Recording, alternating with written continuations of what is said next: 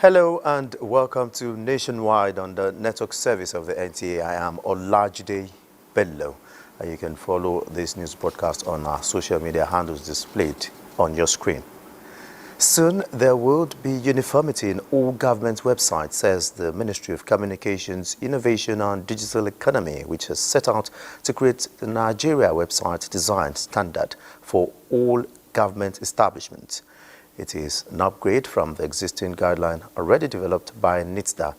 Chimdeman Dubisi reports that the Minister, Dr. Bosun Tijani, said these are the 6th edition of Community of Technologists in Civil Service and Government Summit, that the template will include uniform visual outlook, fonts, security standard with all-inclusive participation in its development.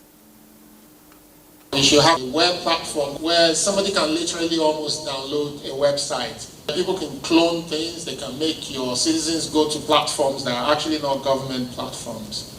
But when we have standards, citizens will get used to what a Nigerian government website should look like. Once we all agree that this is what the new standard should be for web platforms within the Nigerian government, we'll take it to FEC. Either just as a report for information, or we may take it to them to adopt and say when every MDA must migrate to the new platform. Discussants at the panel, including NTA's ICT expert Innocent Curry, assured the Minister that IT professionals will be up to the task in the design process and that a harmonized standard would ensure easy access to government services and information, which will improve trust and accountability in governance.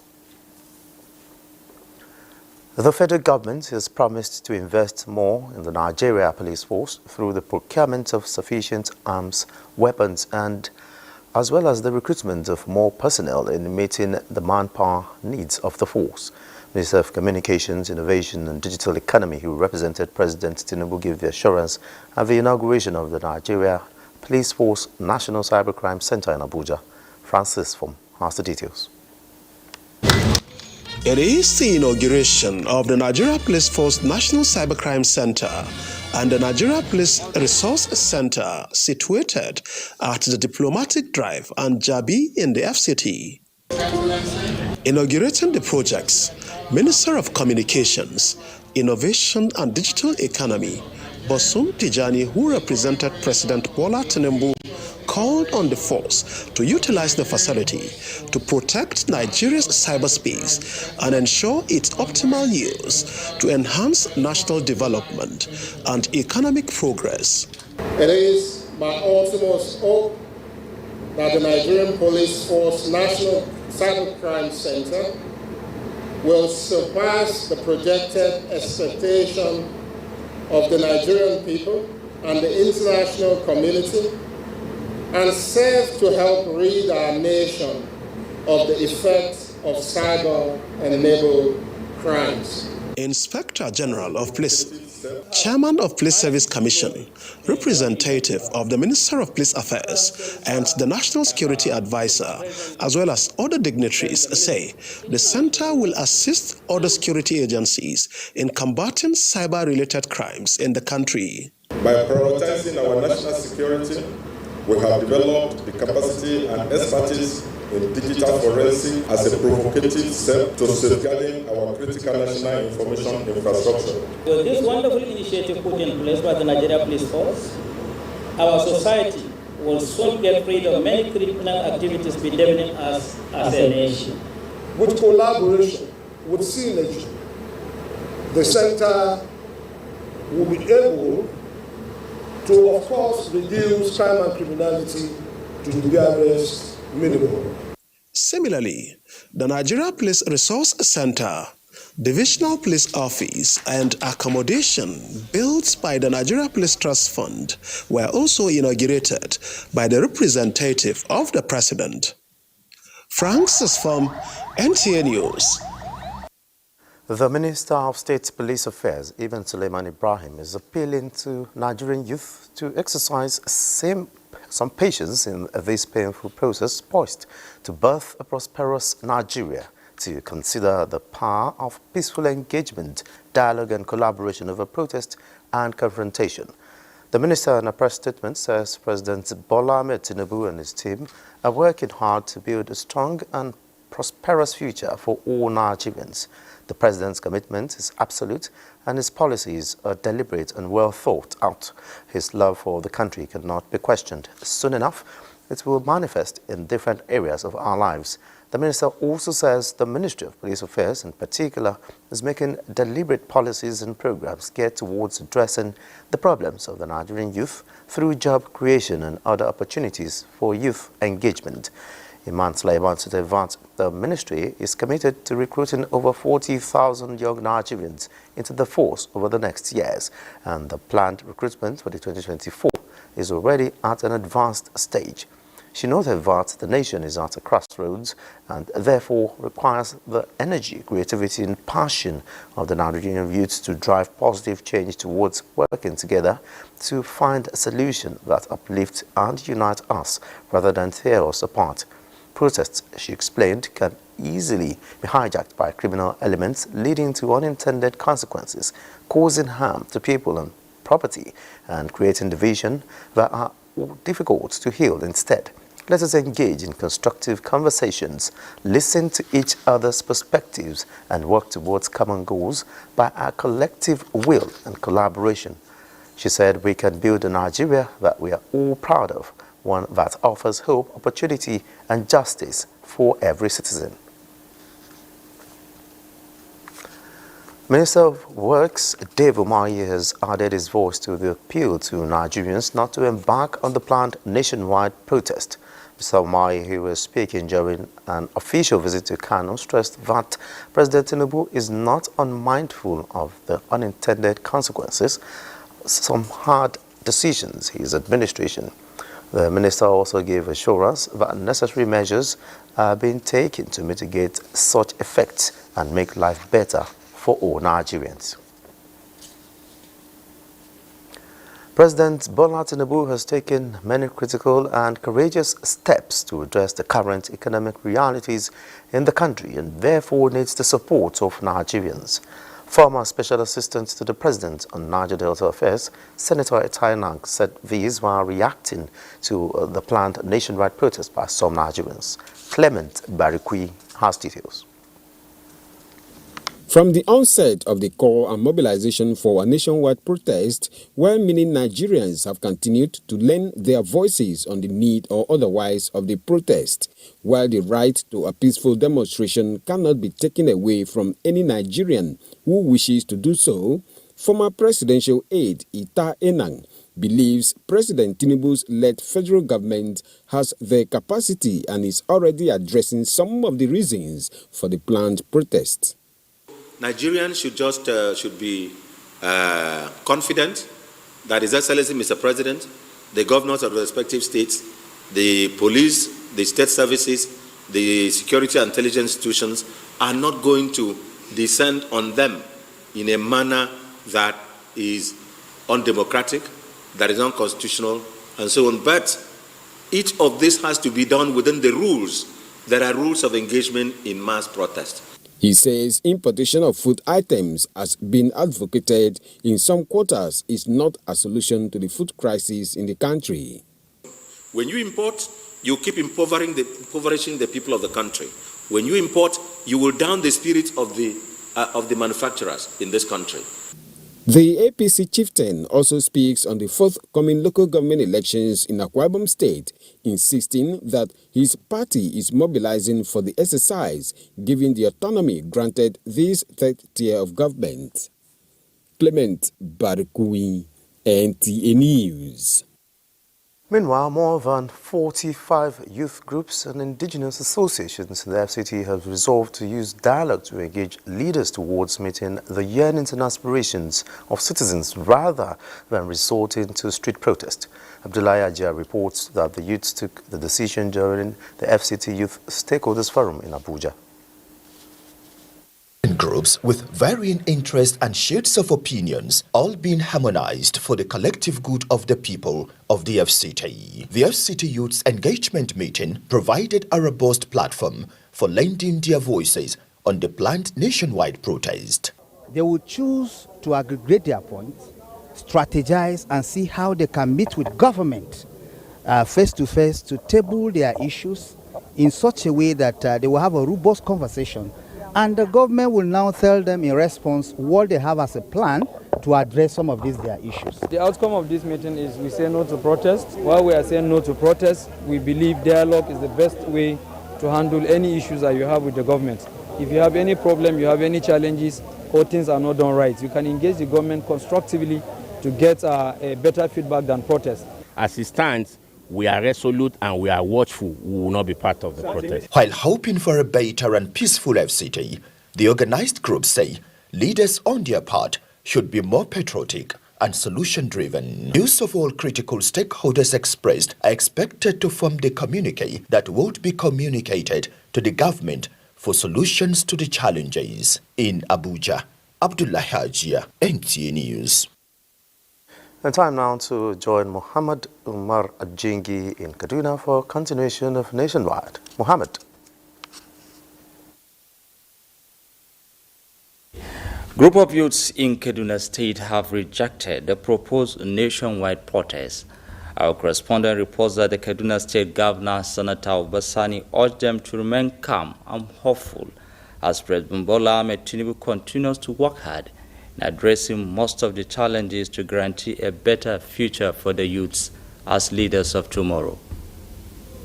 Few days to the national plan protest, this group of youths in Kaduna State said they will not participate in any demonstration, holding placards to clearly make their position known at the Students' Education Summit program in the state. The governor of Kaduna State, Senator Obasani, expressed satisfaction with their decision, emphasizing the importance of collective effort in tackling the challenges inherited by President Bola Ahmed Tinubu's administration. President Bola Ahmed Tinubu, not because we're in the same party or in the same government, he inherited the most broken system in the east of Nigeria. This issue of insurgency, kidnappings, banditry in the northwest only started around 2017 and 2018. Go and check the facts. And I believe as leaders of northern Nigeria, we must sit down, look ourselves in the mirror, ask ourselves the home truth. The option of protest is not for us in northern Nigeria, not only Kaduna State. We have bigger problems, but we must sit down and address it. He says leaders at all levels must work together to address the issues of insecurity and poverty effectively. The group of youth believes the administration of President Bola Ahmed Tinubu needs little time to be able to rectify most of the issues.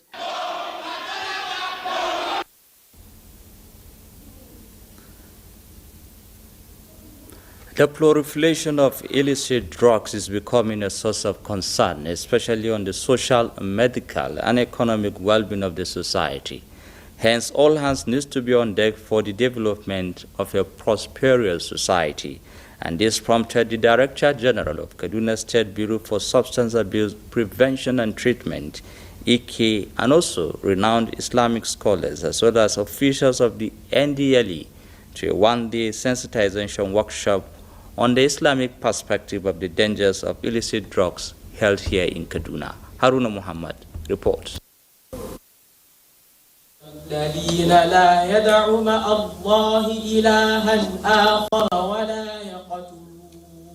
It begins with recitation from the Holy Quran, delving into the business of the day, a sensitization workshop on the Islamic perspective on the dangers of illicit drugs in the society, with the target of the young minds, the affected, and others as leaders of tomorrow, one after the other, resource persons and notable Islamic scholars, quoting verses from the Holy Quran, educate the attendees on the dangers of illicit drugs and how to come out of it. They attribute the heinous crimes in the society as not far from illicit drugs and intoxicants abuse, which clouds the mind, leading to perpetrating of the crime, loss of human dignity, and unrest, among others. Treatment is available, it works, people do recover and are able to get back to a life free of drug use. Banditry, kidnapping, insurgency, every part of the society, including small, petty theft in our communities, it is being influenced and pushed by drug and substance taking. Whether liquid, whether substance, whether in form of drugs, whether in form of anything. And Quran is so clear in condemning it. This is one of the dangerous phenomena I think we have in our society right now. So if not tackled, I think it's seriously going to destroy a lot of youths. And our youths are the leaders of tomorrow. They admonish for stringent measures and checks on the existence and circulation of illicit drugs, while urging Nigerians to desist from substance abuse of any form, as it is an impediment to success of the individual, group, and society. In Kaduna, Haruna Mohammed, NTA News. That's our contributions from Kaduna. We'll now go for some commercial breaks, after which Olajide Bello will take it up from Abuja. In a land of peace and harmony, we cherish our freedom and unity. But around the world, we've seen how protests can spiral into chaos. What starts as a peaceful protest can sometimes end in anarchy, tearing communities apart. My advice to these young people is please do not take us back to those harrowing days. So those who experience it will run away from it. Let's learn from these experiences. Let's value dialogue over destruction. Together, we can build a brighter future. Let's choose unity. Let's choose peace. Join us in the Peaceful Future Initiative, because together we can make a difference.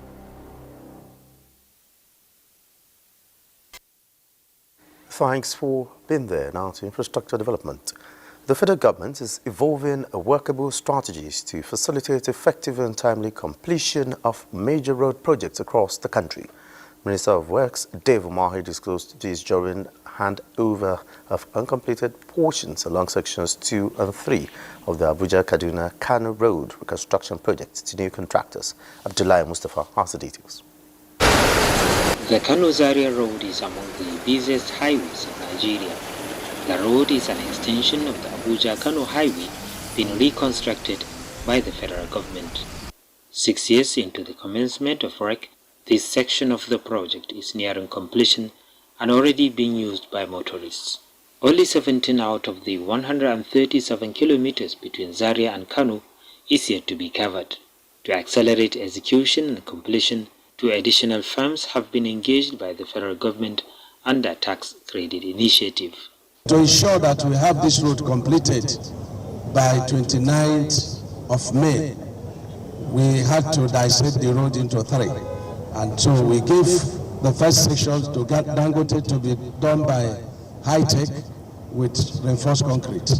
And the second section, we left it for Beja, that's 82 by 2, to be done with asphalt, as they have been doing. And then the last section is about 17 kilometers and is to be done by Bua. Concrete, he disclosed, is to be used in pavement works along the uncompleted portion and is to be completed within 6 months. The minister also flagged off Operation Fill the Roads, where he directed controllers and regional directors to use part of contingency funds in filling potholes and failed portions along highways. In Kano, Abdullahi Mustafa, NTA News. Meanwhile, the Kuje dual carriageway projects from the Airport Expressway to the Tipper Garage and Township Road projects are receiving priority attention, with the commitment of the Minister of the Federal Capital Territory, Nyesom Wike, to deliver on schedule. The Minister made the commitment during the inspection tour of some of the project sites. Onoze Yakubu reports. 2 critical infrastructure projects are ongoing in the Kuje Aerial Council. First is the Kuje dual carriageway from the Airport Expressway to the Tipper Garage and the Township Road terminating at the LEA Secretariat. Total length within FCT is 76 kilometers, out of which 11.1 kilometers is currently being developed. The road within FCT is developed as a full expressway, 10-lane expressway. Currently, for the section being developed now, it has 2 main carriageways. Eventually later, the second stage, the service carriageways will come. After inspecting the critical components of the ongoing project, the FCT Minister Esen Wiki commenced the level of work. That's what they work together. Because that's for the interest of everybody, not the interest of one party. But that is why we are working hard to see a renewed hope agenda of this president say it come out very, very well. So we're going to support us. 100%. To make sure, say, 100%. If we do this road now to Babulada, you can see the whole place go open up. He further assures them of more infrastructure projects at the grassroots. Onoze Yakubu, NTA News. And Sadia is standing by in Sokoto for more reports on Nationwide. Sadia, over to you. Governor Ahmed Aliyu has acknowledged receiving 60 trucks of fertilizer allocated to Sokoto State by the federal government to boost agricultural activities to enhance food security in the country. This is while flagging off the distribution of free fertilizer and farm inputs in Dengel Shuni local government area of the state, where the governor warned against diversion of the commodity. Bashir Ibrahim Nababa reports. The distribution of the farming inputs for the 2024 farming season is part of efforts by the federal and Sokoto state governments to boost agricultural production and ensure food sufficiency in the country. Flagging off the exercise, Governor Ahmed Aliyu stated that 203 trucks of fertilizer, pesticides, and improved seeds were procured for distribution free to 195 associations for the benefits of more than 16,000 farmers across Sokoto State. Governor Aliyu says the fertilizer came from the federal government, NGK's program, and partnership between the state and the local government councils worth more than 4.7 billion naira. Out of the 10 trucks of fertilizer allocated to each of the 23 local government councils, 7 are dedicated for wet season farming, while the remaining 3 are to be distributed free to dry season farmers to ensure all year-round farming activities in the state. Our 7 retired civil servants and entire people of Sokoto State to take advantage of the golden opportunity we are providing in the agricultural sector to become self-reliant and enhance economic growth. Minister of State Water Resources and Sanitation Bello Muhammad Gwarenyo says the federal government is committed to coming up with policies and programs to alleviate the current hardships in the country. This is in line with the renewed hope agenda of our dear President Ashwaju Bola Ahmed Tinubu, particularly on the food security. Food security is number one security. Commissioner for Agriculture Bello Muhammad Wamako, who commended Governor Aliyu's support to boosting agriculture, maintains that Sokoto State is still leading in onion, garlic, and watermelon production in the country and also performing well in rice production. From Sokoto, Bashir Ibrahim Nababa, NTA News. The Crown Prince Regent of Pali Twanku Said Faizuddin Putra Jamalulail Malaysia has indicated the desire to strengthen trade relations between Malaysia and Nigeria for mutual economic and educational development of the two countries. The monarch dropped the hint at the palace of Sultan of Sokoto Muhammad Saad Abubakar during a courtesy call. Elata Abdullahi reports. The visiting Crown Prince Regent of Pali, Tuanku Said Faizuddin Putra Jamalullah, Malaysia, expresses the belief that through cooperation and collaboration, the two countries could achieve greater things together. Prince Regent noted that the relationship between the two countries has been cordial, disclosing that there are more than 84 Nigerian students, including those from Sokoto State, enjoying scholarship by one of the Islamic institutions in Malaysia. To be able to see what sort of collaboration we will be able to do, let it be in education, trade or business, as well as tourism, because as far as education. Sultan of Sokoto Muhammad Saad Abubakar appreciated and welcomed the Crown Prince's proposal for closer collaboration. The Sultan stated that founders of Sokoto Caliphate had worked immensely toward propagation of Islam across Africa. I think it's important whenever we have these laws, we make them know, yes, our country was founded on knowledge. And our forefathers wrote so many books. You can imagine from 1804, 1804 and so on, before they had. The Crown Prince and his entourage had an interaction with eminent Islamic scholars in Sokoto, during which Professor Mukhtar Umar Bonza of Usman Danfodio University, Sokoto, made a presentation on the universal relevance of Sokoto Caliphate founded by Sheikh Usman bin Fodio. Other scholars that made presentation include Al-Qalim Malaman Sokoto, Ahmad Umar Helele, Malam Zaruk Shehu Naliman, among others. In Sokoto, Dalhatu Abdullahi, NTA News. And those are the stories from this end. It's now back to Olajide in Abuja for more. Many thanks, Sadia. Moving on. The National Commission for Refugees, Migrants and Internally Displaced Persons, in collaboration with the Ministry of Agriculture and Food Security, has flagged off the Renewed Hope Agric Empowerment Program for displaced persons at local government area in Nasarawa State. Ruth Aguele reports that the project is in line with the Renewed Hope agenda of President Tinubu's administration, aimed at promoting agricultural productivity. It is a beacon of hope for the displaced population in Nasarawa State, as the drums rolled out to herald the flagging off of the Renewed Hope Agricultural Empowerment Project for displaced persons in local community. In demonstration of commitment to promote inclusivity in the drive for food security across the country, the National Commission for Refugees, Migrants and Internally Displaced Persons, in partnership with the Ministry of Agriculture and Food Security, are empowering internally displaced persons through agriculture to bridge the gaps created by humanitarian crisis, to change the narrative from despair to hope. This project is a testament to our commitment to addressing the challenges faced by the IDPs and creating opportunities for their productive engagement and reintegration into the society.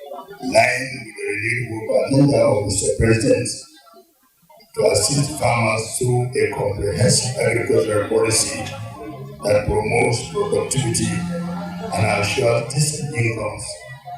This program aims to empower internally displaced persons through sustainable agricultural practices nationwide. The Renewed Hope Agricultural Empowerment Project is not just about providing temporary relief. It is about building sustainable solutions that will empower our IDPs to rebuild their lives and communities. The project targets 1,000 IDPs farmers across 3 states, Nasarawa, Borno and Plateau, with farming inputs presented to the farmers, which is expected to create sustainable livelihood opportunities to foster economic prosperity, build resilience amongst displaced persons, and promote stability for a better future. From local Nasarawa State, Ruth Aguele, NTA News. Every year, the Ahmadiyya Muslim community in the UK, also known as Jalsa Salana in Alton, United Kingdom, promotes brotherhood, strengthening faith in Allah through divine intercession and a series of activities aimed at shaping minds. Tokwe Alabi reports that this year's annual event is attracting more than 40,000 religious adherents.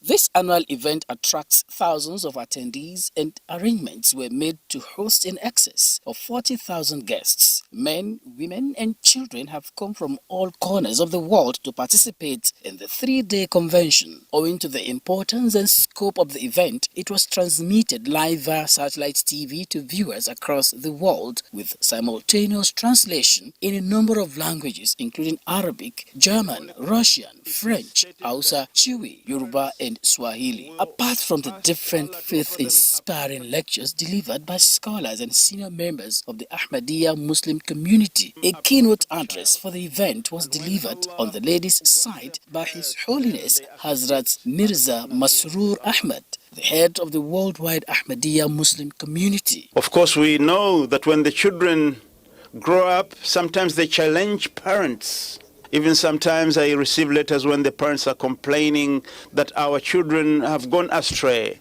whereas these parents are fully aware, or should be fully aware, that these children getting astray, it is because of your character. The three-day event, which is holding between Friday 26 and Sunday 28 July, is expected to be truly inspirational, and there is hope that the grand finale will be memorable and a fitting end to what has been a truly spectacular weekend. Tokbe Alabi, NTA News. Is always as good as its citizens. This resonated at the opening session of the 17th National Annual Conference of Women in Dabwa held in Kano. Aminu Umar reports that the theme for this year is Harmony in Action, fostering dialogue, collaboration and righteous conduct for societal renewal.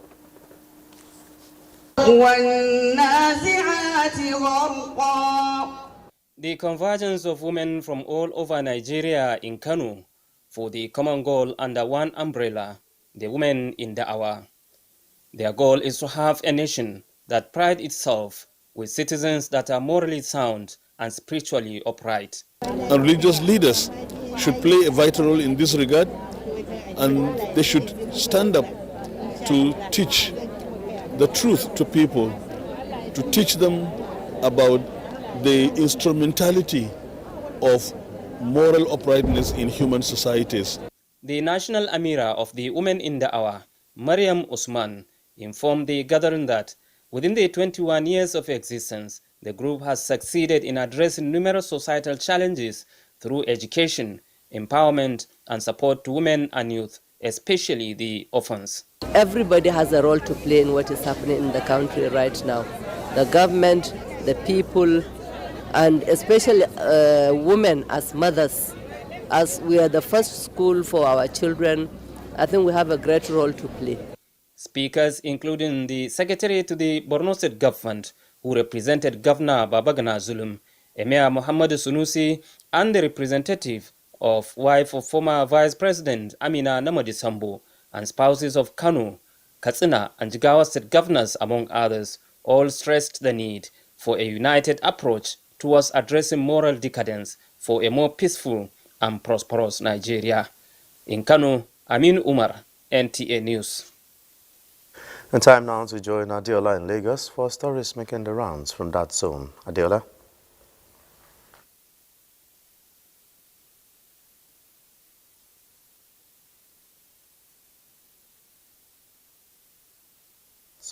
Olajide.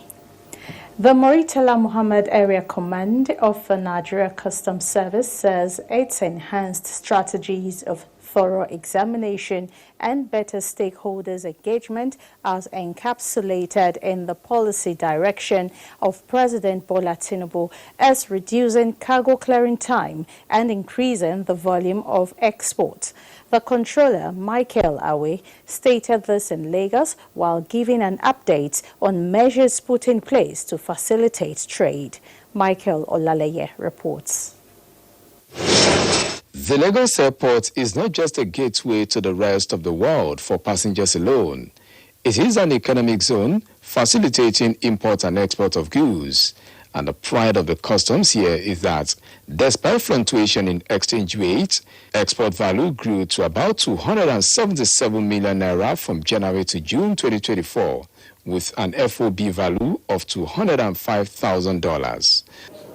And that of NDLA likewise. The controller of the Murtala Muhammad Airport Command explained that this is made possible by consolidation of surveillance measures, ensuring that goods are certified before passage. The difference recorded was made possible as a result of resilience of officers in ensuring that agents were made to make proper declaration and to adhere strictly to import and export guidelines in tandem with extant laws. Despite an increase of 107.5% in revenue collection from January to June this year, the command says it is committed to blocking leakages. Let me reiterate my call to our esteemed partners in the clearing value chain to always brace up to the emerging challenges as we work together to move the country forward. Considering the indispensability of the customs to trade transactions at the airports The command said it will continue to promote the ideas of ease of doing business. In Lagos, Michael Olaleye, NTA News.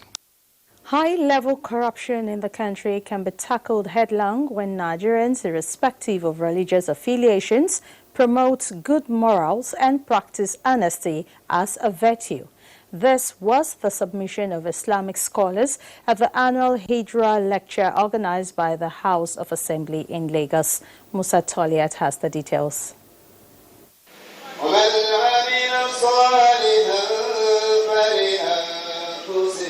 Although the primary responsibility of Lagos House of Assembly is to make laws, Lagos state legislators are going a step further to enjoying good morals among the citizenry. This informed the theme of this year's Hijra lecture, which focuses on increasing wave of moral decadence in the society. Islamic scholars who spoke on the theme of the event did not mince words on Allah's expectations of the human race as regards moral and spiritual uprightness. Allah forbids three things. The first one is indecency, wal-munkar, wickedness, wal-baghi, and aggression. Ya'idukum, Allah admonishes you thereby, la'allakum tadhakkarun, and He wants you to reason. For society to progress and develop, we need to eschew and abstain from those three things Allah has forbidden. There was also a session to seek Allah's guidance for President Bola Tinubu. Speaker, Lagos House of Assembly, Modashimu Obasa, stresses the need for spiritual awakening to make laws that will be impactful in the society. We agree that we need to do more. We continue to do it. We do more laws that will, structure the way of life that is acceptable to everybody. But yet, we must all work hand in hand to make sure we do what is right. There were reactions to the lectures. We will go back to our various community to ensure that we propagate, we promote godliness and moral good behavior. We need to ensure that our kids don't dress in ungodly manners. As Muslims, our parents should depict who we truly are. The annual Hijra lecture is 15th in series, organized by the Lagos House of Assembly. In Lagos, Musa Toliat, NTA News. And that's it from Lagos. Nationwide will continue after this break.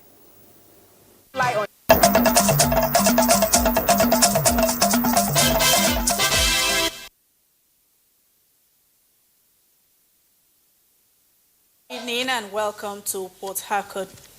Hepatitis is a disease many people hear about but do not realize how prevalent it is or its predisposing risk factors. That is why yearly on July 28, the spotlight turns on the exigency for the formulation of policies that will create more awareness of the debilitating effect of hepatitis and possible ways of reduction. Jide Beronya reports that this year's World Hepatitis Day has the theme, "It's time for action." Hepatitis, according to World Health Organization, is a medical condition that causes inflammation or damage to one of the most vital organs in the human body, known as the liver. Hepatitis A, B, C, D, and E are 5 strains of this virus. These can cause acute and chronic hepatitis, which can lead to liver cirrhosis, cancer, and death if not properly treated. Watchers of the health sector call for early diagnosis and treatment of the disease to reduce increasing incidences of liver problems and deaths. It's a disease that's affecting the liver, and once it sets in, there are actually no drugs that you give per antidote to treat specifically. So, and being very contagious, it puts the community at risk as well. So it's important to come up with this kind of programs to create awareness and to encourage individuals who might be affected by this to seek medical care. The seriousness of this public health problem may have informed the theme of this year's commemoration, "It's Time for Action." It can be either acute or chronic. For acute is short-lived. So after a while, it kind of can just go on its own. But when it's chronic, the medications are not really like treatment per se. They help to reduce the viral and then the damage to the liver. And it's a medication you take for life. Experts reiterate that all hands must be on deck in ensuring that this killer disease is eradicated. In Port Harcourt, Chidiebere Onyea, NTA News. Federal government has once again affirmed commitment to the development of the Niger Delta and the remediation of all polluted areas in the region. Minister of Environment Balarabe Abbas Lawal stated this when he inspected high-prep remediation sites and inaugurated water projects in Ogoni, River State. Robinson Durataide has the details. Ogoni in Rivers State is said to be one of the world's largest beneficiary of remediation projects, with some of the sites ready to close out after 8 years of intensive cleanup. Minister of Environment, accompanied by the Minister of Niger Delta Affairs, inspected the progress of work done at the Bomo Mangrove Plantation and some remediation sites at Ogali Eleme. Let me also appeal and address our youth to remain calm and also tread the path of dialogue in whatever is happening. Do not allow anybody, particularly fair politicians, to use you on anything negative that will affect the well-being of the people of this very country. Water facilities of over 160,000 capacity under the livelihood program of IPREP was inaugurated at Bomo and Bogo communities, while cooking stoves were distributed to Ogoni women. Access to clean and safe water, as you know, is a fundamental human right.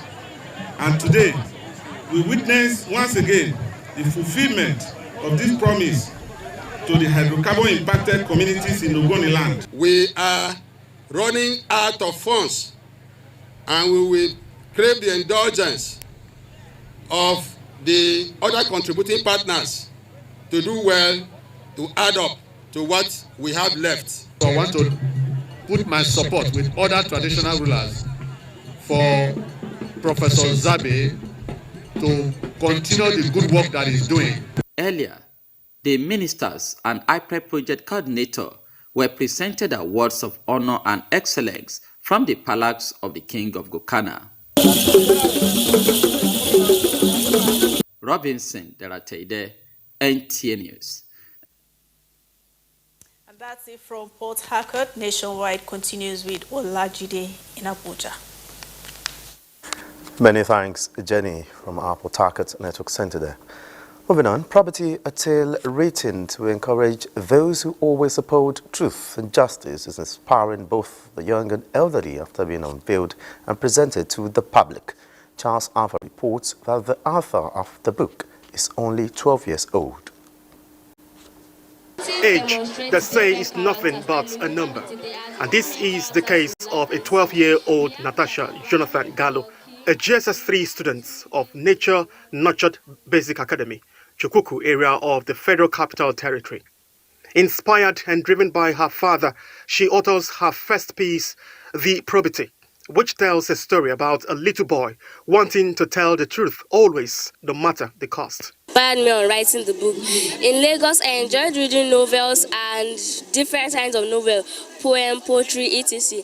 And my dad always go to work and buy it for me. The book is all about character, integrity, and honesty. Well, those books is for other youths who are threatened, who are forced to do what they are not meant to do. I was astonished when I read down from chapter 1, chapter 2, chapter 3 to chapter 15. She was still connecting. I was astonished. I was surprised. I asked her, "Are you the one that wrote this book? Oh, you copied it from somewhere." She said she's the one that wrote it. I'm impressed with what Natasha has just done. The 9-chapter book with 35 pages emphasizes the importance of young people taking responsibility and for her parents and authorities of the National Library.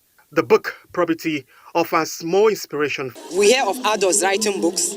Even the children are not so much, but this is encouraging. So I want to encourage her to write something about drug abuse. Probity is a thought-provoking story which serves as a reminder that even in the world filled with dishonesty, one person's commitment to truth can make a significant impact.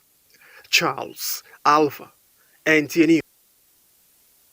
Saddled with the task of raising young girls with sound morals and academic training, Regina Parsons College has graduated 109 Aurelians. Deborah Balagbogo reports that the class of 2024 represents the 28th prize-giving ceremony of the school.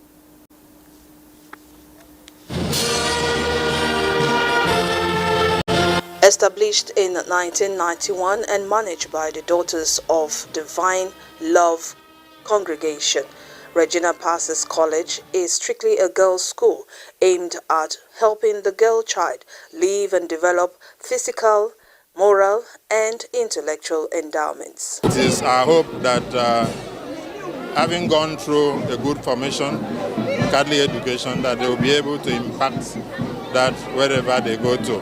They have done so well. More than 75 of them scored more than 250 in the JAM. The children that we are graduating today, and they've been making us proud, and we have no fears of what they'll be able to achieve in the near future.